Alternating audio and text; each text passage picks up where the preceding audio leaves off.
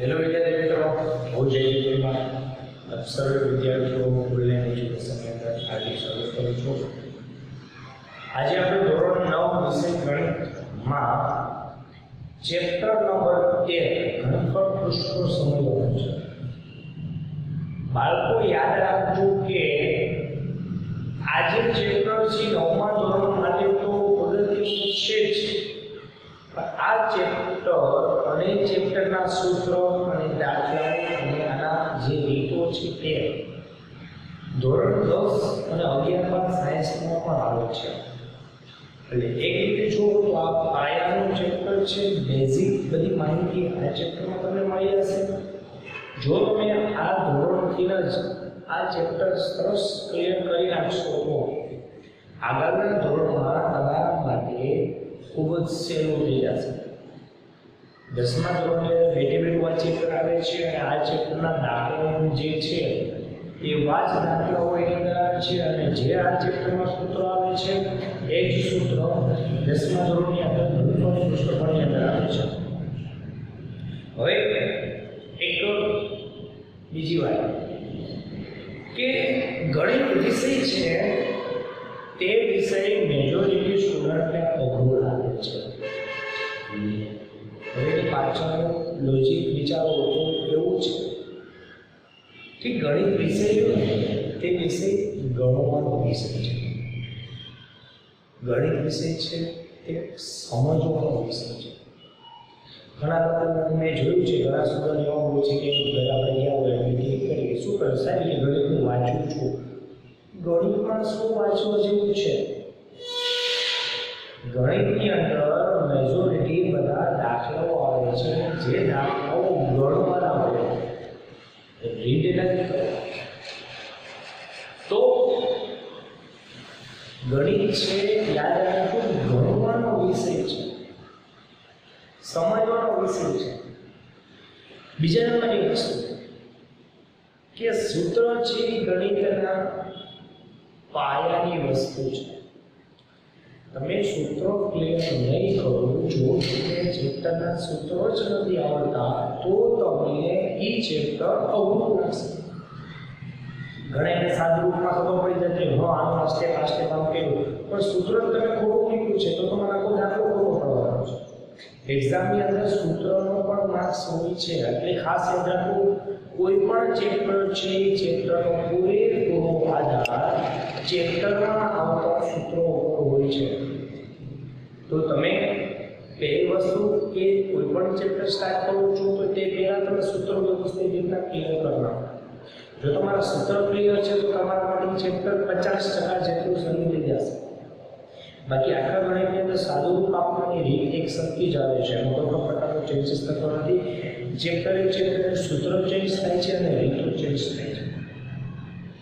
અહીંયા આપણે ઘનફળ પૃષ્ઠફળ સમજતા પહેલા આપણે પૃષ્ઠફળ એક ટોપિક લઈએ અને પૃષ્ઠફળના સૂત્રો પહેલા જોઈશું, પછી આપણે તેના એક્ઝામ્પલ સોલ્વ કરશું, પછી ઘનફળના સૂત્રો જોઈશું, પછી ઘનફળના એક્ઝામ્પલ સોલ્વ કરશું।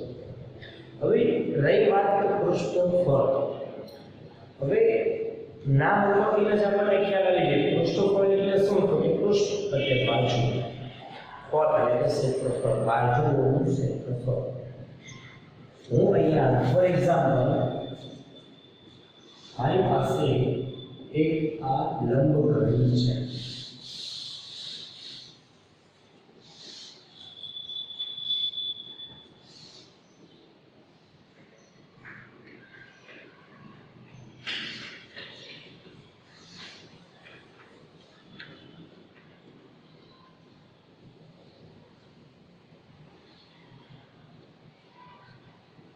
હવે આ લંબઘડની બાજુઓ ગણી આપણે, આ પહેલી બાજુ છે,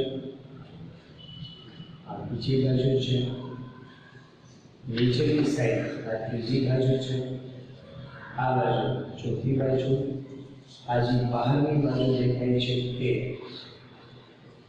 પાંચમી બાજુ અને પાછળની સાઈડમાં જે દેખાય છે તે છઠ્ઠી બાજુ।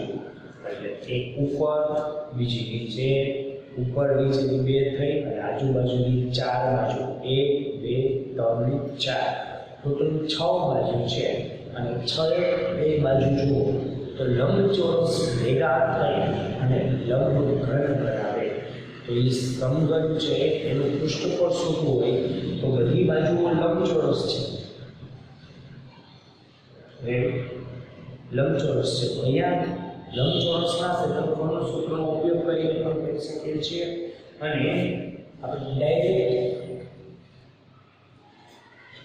લંબઘન પૃષ્ઠફળ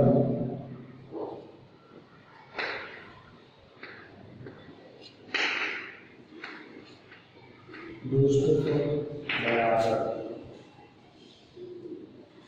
2 કૌંસમાં LB plus BH plus HL. હવે L એટલે લંબાઈ છે, B એટલે પહોળાઈ બ્રેથ ઉપરથી અહીંયા B આવ્યું છે, B એટલે બ્રેથ, H એટલે હાઈટ એટલે ઊંચાઈ. લંબઘન છે એ 3 વસ્તુઓની બને છે, લંબાઈ, પહોળાઈ અને ઊંચાઈ. તો લંબઘનનું પૃષ્ઠફળ શોધવા માટેનું સૂત્ર અહીંયા આવું છે 2 ગુણ્યા લંબાઈ ગુણ્યા પહોળાઈ કરતા પહોળાઈ ગુણ્યા ઊંચાઈ કરતા ઊંચાઈ ગુણ્યા પહોળાઈ. ટૂંકમાં AB plus BH plus HL. હવે સમઘન લઈએ તો કે સમઘન એટલે શું? તો કે સમઘન એટલે જેની બધી બાજુઓનું માપ સમાન હોય એને સમઘન કહેવામાં આવે છે. તો સમઘન પૃષ્ઠફળ બરાબર 6a², જેમાં a છે તે બાજુની લંબાઈ છે. શું છે? a બરાબર બાજુની લંબાઈ.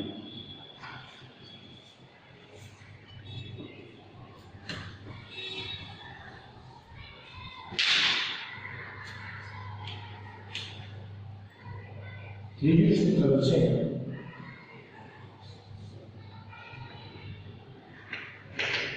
ગોળકની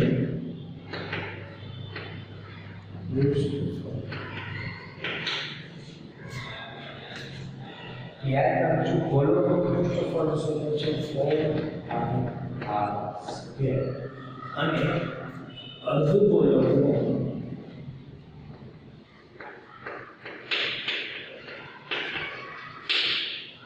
પૃષ્ઠફળ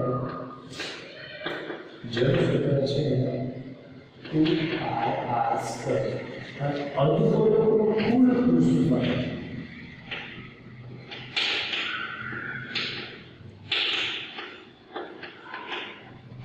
એટલે કે 3πr².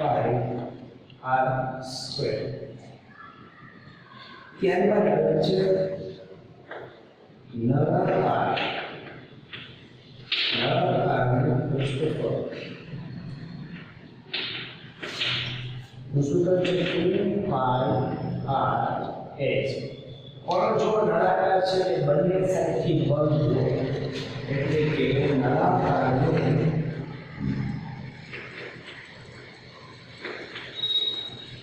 કુલ પૃષ્ઠફળ બરાબર 2π કૌંસમાં 2πr કૌંસમાં r પ્લસ h. એટલે 2πr કૌંસમાં r પ્લસ h અને શંકુનું પૃષ્ઠફળ બરાબર r/l.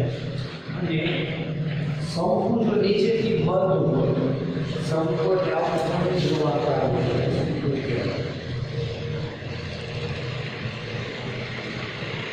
આ છે શંકુ છે જેમાં ઊંચાઈ છે અને આ ત્રિજ્યા છે. તમે ચોકડી કોઈ જોઈશે શંકુ આકારના મેનીના કોણ જોયો છે. શંકુને ઇંગ્લિશમાં કોણ કહેવાય, કોણ. એટલે મેનીના કોણ કહે છે તેનો આપણે શંકુ જોયો છે. આઈસ્ક્રીમના કોણ તો કે એ આઈસ્ક્રીમના કોણનો આ શંકુ છે એટલે આઈસ્ક્રીમના કોણ કહે છે. કોણ એટલે ઊંચાઈ થાય શંકુ. એનું સૂત્ર છે બંધ શંકુ અથવા તો શંકુનું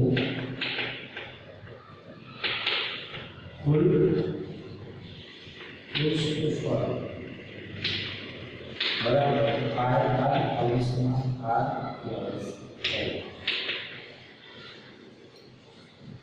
તો પહેલા તો આપણે કોઈ પણ ના પૃષ્ઠફળ શોધવા માટે અહીંયા મેઇન બેઝિક 9 સૂત્ર યાદ રાખવાના છે આ 9 સૂત્રો માર્કિંગ વિશે તો ખાસ કરી તમે પેલા વિદ્યાર્થી મિત્રો આ ચેપ્ટરના પૃષ્ઠફળના દાખલા સોલ્વ માટે આ 9 સૂત્ર પૃષ્ઠફળના દાખલા છે તે પહેલા આપણે ક્લિયર કરી લઈશું નેક્સ્ટ વિડિયોની અંદર આપણે દાખલાની પ્રેક્ટિસ કરવાની છે જે ખાસ નોંધ લેવી